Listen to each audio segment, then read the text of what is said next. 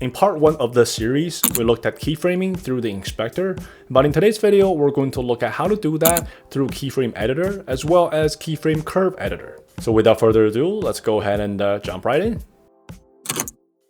Whenever you set a keyframe through the inspector, you will see two logos pop up at the bottom right corner of the video clip. The one on the left is the curve editor, and the one on the right is the keyframe editor. So for now, let's just click on the keyframe editor. Now what you will see are all the parameter groups with keyframes, as well as all the keyframes themselves laid out as tracks.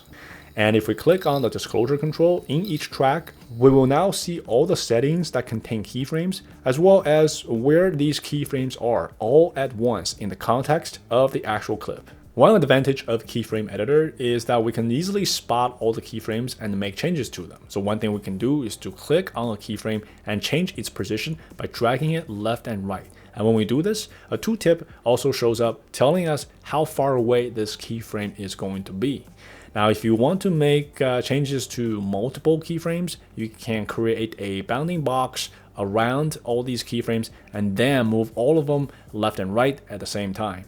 And you can also hold on the command key and then click on individual keyframes that cannot be easily selected by using a bounding box. This way, you will be able to move all these keyframes at the same time. We can also add keyframes by holding down the Option key and then click on the setting which we want to create a new keyframe for. So now, as you can see, we have effectively created new keyframes for the zoom setting at this frame. And if we change the values in the inspector, this can allow us very quickly change how the animation looks. We can also very easily create duplicates. All we need to do is to hold down the Option key once again and then drag the keyframe left and right. This, as you can see, will allow us to very quickly create a new set of keyframes that hold identical values. So this is also a very good way to create new keyframes, which will in turn change the animation. Changing the interpolation of keyframes is also pretty straightforward. All we need to do is to select a keyframe, right click, and then in the menu, we can change it from linear to any of the other options. Now, keep in mind that Keyframe Editor is a direct reflection of the inspector. So for this keyframe, we can see that it's already being changed to easing and out, but you get the idea. We can also make changes to multiple keyframes all at once by selecting all of them, then right click in the menu, we can change it to a different interpolation mode. And lastly, we can delete multiple keyframes by selecting them all and then hit the delete key.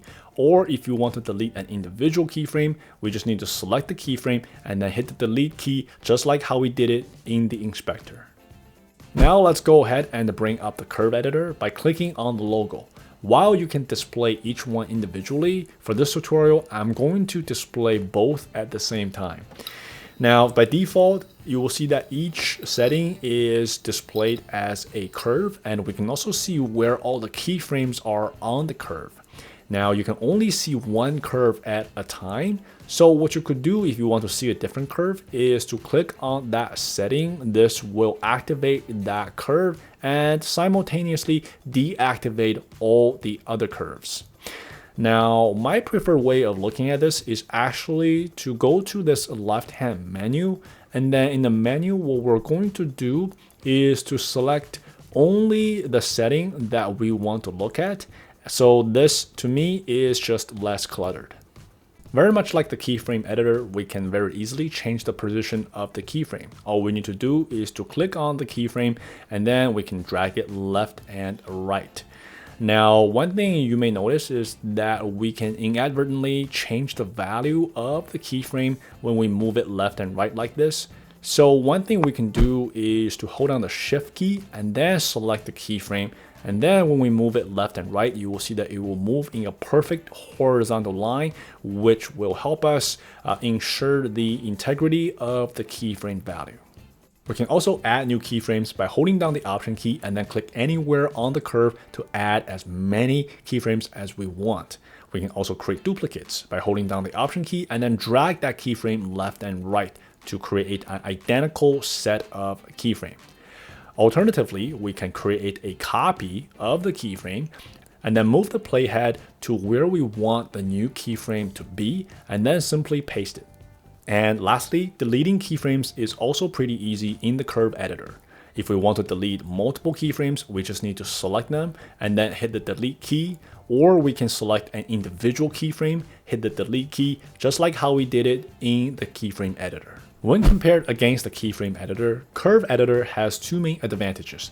The first is that we can very easily change the value of the keyframe by dragging it up and down and not have to go to the inspector to do it. This can be especially helpful when we have multiple keyframes. We can also use the curve itself to change the value, but one thing to note about using the curve is that this may impact more keyframes than you'd like. So in cases like this, it may be better just to drag the keyframe itself.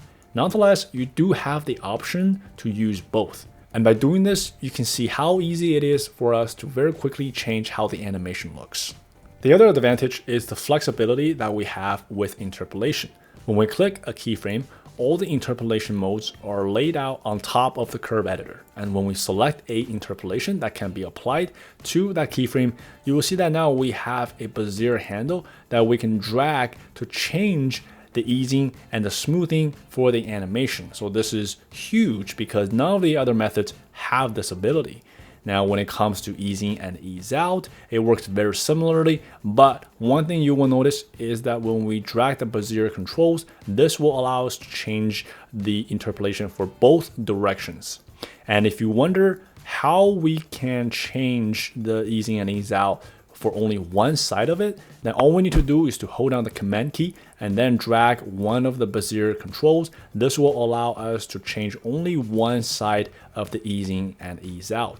So you have so much flexibility when it comes to changing the interpolation for the keyframe. And this is definitely one of the biggest advantages that curve editors offers compared to the other methods. So as always, guys, I hope this tutorial helps, and I will see you next time.